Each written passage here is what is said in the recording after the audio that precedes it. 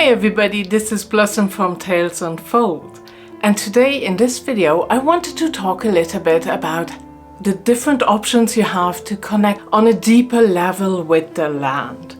And I have this video with a few ideas what you can do, and in a coming video, so the next video I will bring out, I will share a little exercise that you can do. So let's have a look at all of this now.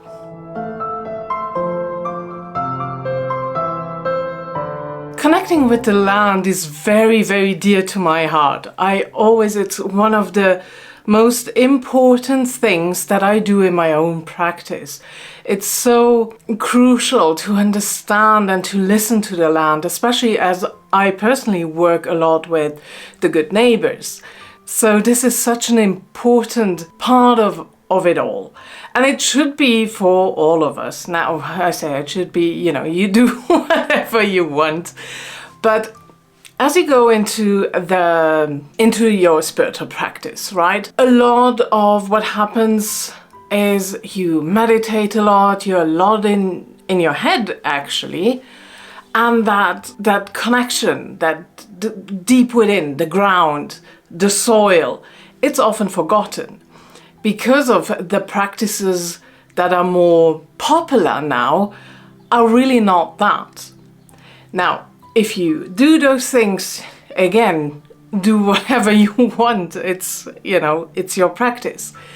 I just want to share this video for people who have interest in that and who want to deepen their connection. We are a bit under the illusion nowadays, and since industrialization really, that we are not so dependent on the land. Of course we are, but if I want to get a tomato, I go to the supermarket and buy a tomato.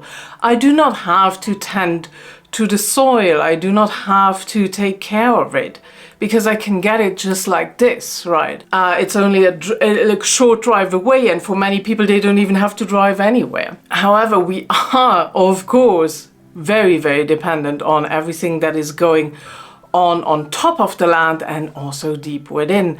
The connection again with Faery, which would be so beneficial if more people would find that connection. It is all deep within the underworld. Now, when I say underworld, there is often a lot of, sometimes that backfires. No, it's not hell. That's not where I'm coming from. But I work with the underworld, and it's something that I just want to mention too. So if working with Fae is something you are interested in, you will go deeper within, deeper into the earth. So let's have a look at the different things you can do. So this is more of an intellectual exercise, and I'm talking about learn about the history of the area you live in.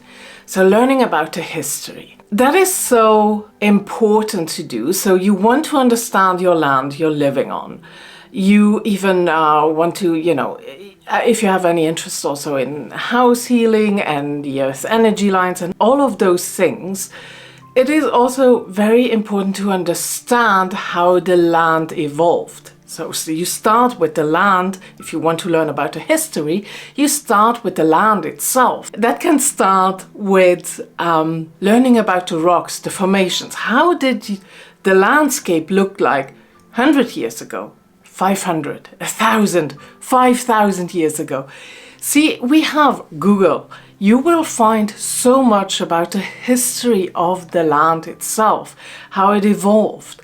Learn about, for example, you live in a city. Why is this spot so popular? Why do so many people live there? Why did it become such a big city? Or I give you another example. In my case, I live now in a village. This used to be a very important crossing point for the Romans. That was 2,000 years ago. Now it's this tiny, tiny little village with, I think, something around 400 people. That's it.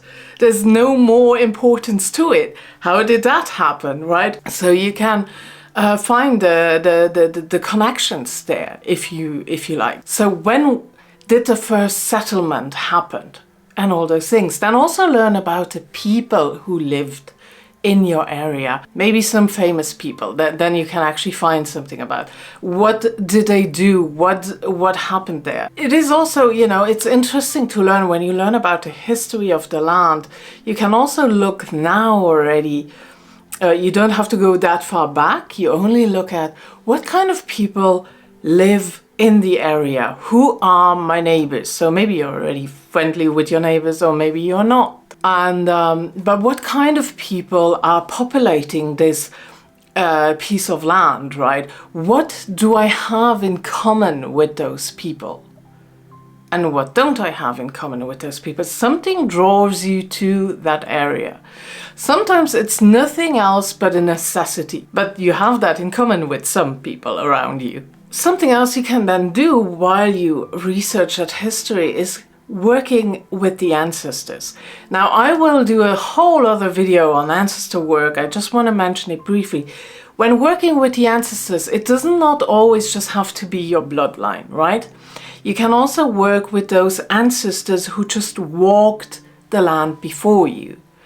And this might be just including going to your local graveyard or cemetery. But that's all I'm going to mention about. Just something to give you a little pointer. And another little discovery I just made is when learning about the people. So just very recently I learned about that quite a more famous German writer lived here for a while. And his story, yes. His story is actually quite interesting because he was a bit of that outcast of the village, a bit the odd one. And his books are, one of his titles is, when I translate it, I don't think they exist in English. It's The Life of a Faun, right? And so there we go. I know already what I have in common with certain people that once lived here. Now, and then a second option you have is the physical connection with the land. Now, this one is obvious, right? Go outside, feel the land. And the reason why I say that is because in the past and still now, I do get people who want to work with Faery or who want a deeper connection with the land, but there is a hesitation almost to go out because it feels scary. This is the disconnection. Often, not always, there might be other, but often it's because we feel that disconnection, we cannot feel into it. So one of the most important things is to go out and be in contact with the land. Go barefoot if you can, if it's not freezing cold. But even then, you know, depending on how you manage those things. So let's assume you have a forest, a city park, the back fields, whatever it is that is in your area, right? You go there every day, but at different times. Go very early in the morning. Go at night. Go anywhere in between. Any time in between, right? Go to the different times. Observe how the light changes. Does the energy change for you when the light is so different? Go in all kind of weathers. Go in really bad weather. There is no bad weather, there are only bad clothes. But there is bad weather. So go in all kind of weather. Go outside and experience it. How does the energy change? Does it or doesn't it? And really feel into it, tune into it. You can also imagine, let's assume you go into the forest every day, right? One of the exercises that I really like to do is, this is just a little something, nothing special, right? But it's interesting nonetheless, I find so. As I walk down the path, I sometimes then stop and I just imagine roots growing out of my feet, right?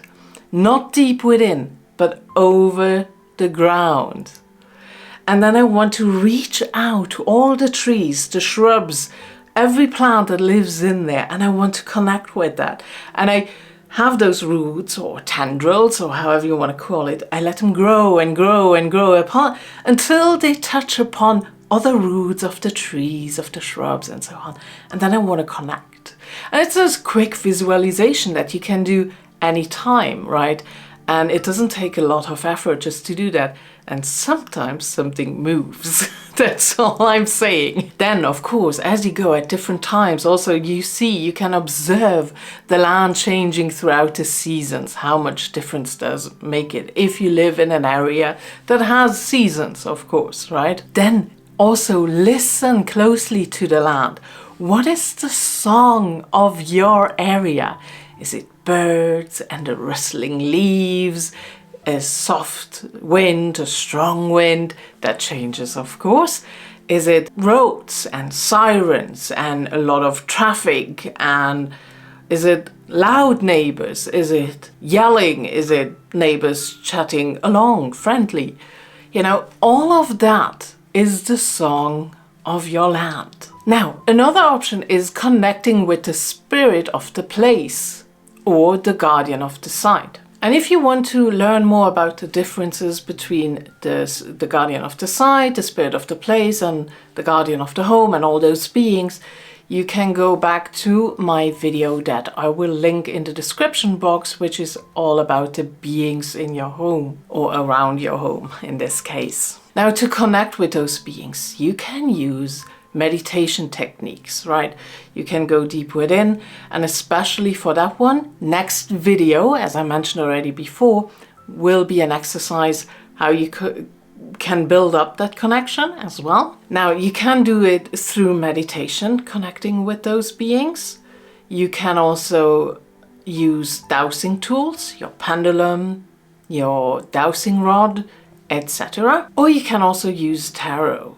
And whatever you do, if you do it by any of those means, always take a few deep breaths and set the intention that you want to connect with a specific being. And then you go along. Now, for those who are interested in tarot, to create a tarot spread, I do have older videos, but I'm also just going to give you the positions of the cards so you can have a quick idea about what you can ask, questions you can ask. Of course, you can change these questions to your needs. Card number 1. This card describes the essence of this place. Number 2. How do you help the place in the physical realm? Number 3. You ask, how do you help the place in the spiritual realm? Number 4. Tell me something significant about the past of this place. Number 5. How can I help this place? Number 6. What else do you want me to know? This is a very nice little spread that you can try, and you might really want to, you are really able to learn more about it. You can use more than one card for each position, of course, so that you learn more. You can also, it doesn't have to stop with doing this once, right? You can do this quite regularly, not every week necessarily, but maybe seasonal, and see if anything else comes up. And you can use that, as I said already, for different kinds of beings. Start with the spirit of the place and the guardian of the site, and then maybe you can go ahead and learn more about any kind of nature spirits that we talked about already. You can ask them similar questions. If you want to do this via dowsing, there are also a set of questions that you can use. You can start by asking, how long have you been here? So the spirit of the place, more than 100 years, usually yes, more than 500, more than 1,000, and so on. You ask until you get a response. Then the most important question is that you can ask the spirit of the place or the guardian of the site on the area you live in is, are you happy? And if the answer is not, then ask the question, why not? Is it environmental issues? Is it, are people the problem? Are any energy patterns out of balance? May that be now human created, or even from the earth energy itself, that something is not as it should be. Then you can also ask, do you want me to talk to you more? And you can do that. So if you have a garden, for example, you just sit in your garden and you talk to those beings, right? Or to the spirit of the place in this case, for example. And then you can also ask, do you want me to plant more trees, flowers, shrubs? May that be now in a garden, or maybe even if you have a balcony, right, and you just want to plant a few things. Maybe you can help in the village you live or in the city to get something going, to have a bit flowers somewhere that are beneficial for bees, for example. You know, you can think of things. And if you have a garden and you want to plant new shrubs or flowers or trees, keep asking where's the best spot for it, what is more beneficial, would be flowers more beneficial, would a shrub be more beneficial, and so on, right? And then you can also ask, would you be happy if I would leave you offerings? Yes, and then what kind of offerings? Milk, honey, ale, fresh fruit, etc. So then you just, go on and on and on about it. And then another one, can I do anything else for you? And if you get a yes, well, then you keep asking and asking and asking all those questions. Now, another option, which is then all connected, of course, is flora and fauna. But really, really learn about flora and fauna in your area. So, what grows? For example, you do have a garden, but you also have a lot of weeds. What kind of weed is it? Why does it grow there? How is that perhaps beneficial for you? Or why does that energy pattern is growing so much in your area, right? Or in your garden? Is there a message behind it or anything like that? Then you can, of course, what grows in your forest? What kind of trees are more dominant, right? What grows most in those forests? And then why is that? And how looked the landscape so many years ago, and how does it look now? But not only that, also the animals that live in the area. So what do you have flying, crawling all around you, right? What kind of birds are there? Why are they there? And what do you see most? What do you hear most from them? Maybe you can even recognize them by their song. That is an option that you can learn more about. Even if you live in an urban area now, you can also look at what people put on their balconies, the flowers they plant. Is there a pattern? Is something coming up more? Do people have a certain tendency to, I don't know, whatever people have in their pots, to have more of that? Do you see that more often? Why is that? What is the connection there? All those things. So you don't have to live in a rural environment just to learn more about flora and fauna. Even, in the middle of the city, you will find dandelions, right, growing out of the curb or something like that, right? However, if you do live somewhere where you have a garden by yourself, then also make it possible so that lizards, hedgehogs, birds, insects, whatever, that they have a space. Don't make your garden too neat, too perfect, everything has to be in its space. Give them a place to be. Have some stones, just a pile of stones, and you will find that many lizards will suddenly settle there, right? Or if you have a possibility to have a little pond or so. I loved when we built a pond and suddenly the dragonflies came in, and now we have so many dragonflies, even with a tiny, tiny pond. My garden is not that big, so our pond is really tiny, but even with that, we could attract already so many dragonflies, which is just beautiful. I mean, they're beautiful to look at, right? Now, another option how you can connect more deeply with your land is through dowsing, of course. And I made a video last time about that, so I actually wanted to do that after, but I decided differently. Now, you have seen that video already about dowsing for the earth energy spirals. So if you haven't watched it yet, then please go ahead and watch that after this video, of course.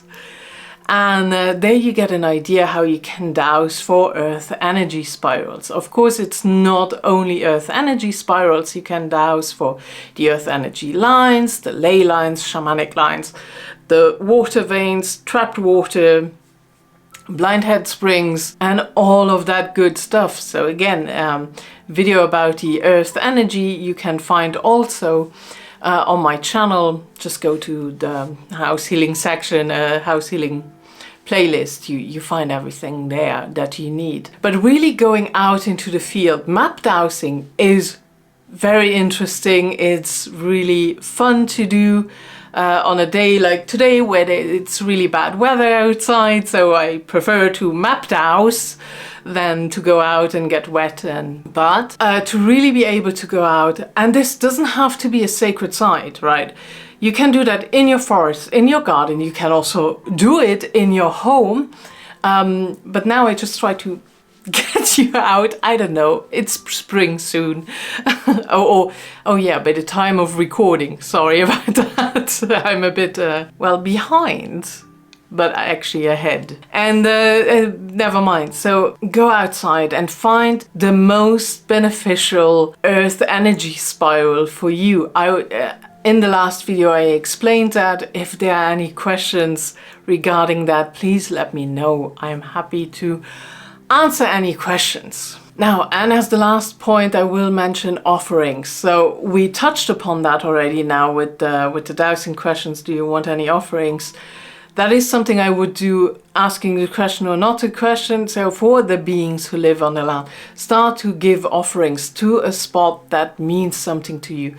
Maybe your own garden, a spot in your city park or whatever. You can use offerings. However, be careful, if you leave any offerings outside, make sure that it's not bad for the environment. Don't leave chocolates, because animals will eat the chocolate, right? Don't use anything, no baked goods either, if animals can reach it. That is really bad for animals. And if you use any artificial sugar or something like that, that is downright toxic for most animals. So be very careful. If anything, then a fresh food. And also make sure that you take it away after 24 hours. The physical item that you use. Don't offer anything plastic. Don't hang plastic in a tree or anything like that. I've seen it a million times in the pagan community. A lot of plastic in trees, a lot of rubbish. Don't do that. And if your offering is nothing but a song, then it's that's that is absolutely fine. You can also offer moon water and pour it directly onto the ground, right? It is an offering. You can also pour honey directly into the soil, not too much, be careful. Use organic honey please. You can do the same thing with cream or milk. Again, not too much. Be careful about that. Choose wisely what you leave as offerings. Please do not litter. Please, please, please. I am very hopeful that most people who watch this have a very good understanding of that, but by going outside and actually seeing what is littered around as offerings, I just want to mention it again. And that's my list. Now, the exercise I'm gonna share in the next video is called Opening the Hidden Pool. And because this video is going on for a while already, so I'm gonna split it, and then you have an exercise that is then separated and you can just use it like that. You don't have to listen to this entire thing, and then again, even if you can skip forward, but never mind. So I have a separate video on opening the hidden pool. So, and if you have any questions or you want to connect with me to get a house healing, a Reiki session or a tarot reading, feel free to hop over to talesonfold.com. There you can contact me via my email, which this way that's where I'm the most reachable. I am an email person. I'm not really on the socials except for YouTube. But however, if you want if you enjoy the content but you would prefer to have it a bit more concise or just listening to it, I do have a podcast, so you can find me on Spotify under Tales Unfold as well. And that's it. So thank you so much for watching. I really, really do appreciate it. Don't forget to like, subscribe and hit the notification bell. I hope your world is kind. Much love and bye.